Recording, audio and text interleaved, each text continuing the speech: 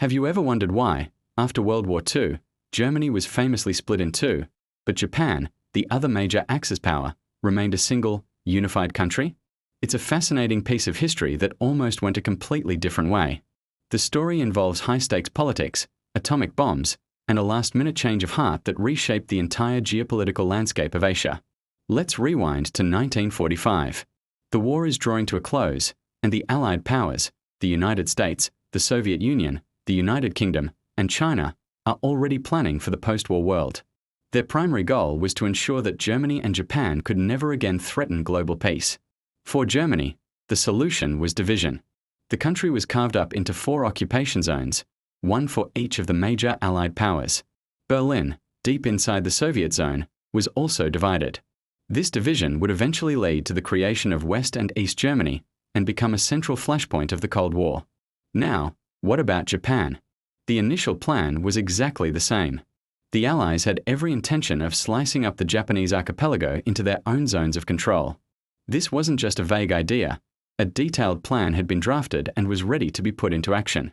The objective was identical to the one in Germany: to dismantle Japan's military-industrial complex and, just as importantly, to prevent any single Allied power from gaining too much influence in the region.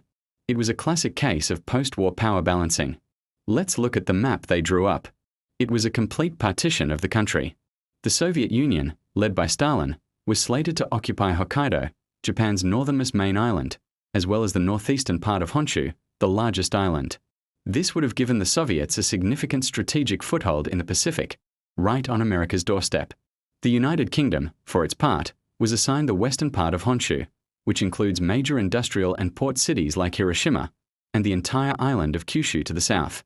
This would have given Britain control over crucial shipping lanes and industrial centers. China, under Chiang Kai-shek's nationalist government, was designated to occupy the island of Shikoku. This was largely a symbolic gesture, recognizing China's long and brutal struggle against Japanese invasion. However, it would have still placed a foreign power in control of a significant part of Japanese territory. And the United States? They would take the most crucial piece of the puzzle, central Honshu. This region included the nation's capital, Tokyo, and the surrounding Kanto Plain, the political and economic heart of Japan. The plan also called for a complex arrangement for major metropolitan areas. Tokyo itself was supposed to be under joint Allied control, similar to Berlin. The bustling Kansai region, home to Osaka, Kobe, and the ancient capital of Kyoto, was to be co-managed by the United States and China. Can you imagine a divided Tokyo, with American, Soviet, British, and Chinese sectors? It almost happened. This plan was on the table, agreed upon in principle, and waiting for Japan's surrender. It was a recipe for a permanently fragmented Japan. If this had gone through, the history of the 20th century would look incredibly different. We might have seen a communist North Japan and a capitalist South Japan, much like North and South Korea, or North and South Vietnam. The Cold War in Asia would have had another, even more intense, front line. So, what happened? Why did this detailed, agreed-upon plan completely fall apart at the last second? The answer lies in 2 words: the atomic bomb. In August 1945, the United States dropped atomic bombs on Hiroshima and Nagasaki. The devastating power of these new weapons brought about Japan's unconditional surrender far more quickly than many had anticipated. Crucially, it meant that the United States ended the war in the Pacific almost single-handedly, without the need for a massive, joint land invasion with the Soviet Union, which had been the original plan. This is where American President Harry Truman made a pivotal decision. The Soviets had declared war on Japan on August 9th, just after the Hiroshima bomb, and their troops were rapidly advancing into Japanese-held territories in Manchuria and Korea. Stalin was eager to claim his promised piece of Japan, Hokkaido. He saw it as his rightful reward for joining the war in the Pacific. But Truman, having witnessed the dawn of the nuclear age and the aggressive expansion of Soviet influence in Eastern Europe, had a change of heart. He saw the division of Germany turning into a contentious quagmire, with the Soviets systematically installing puppet communist regimes in the zone.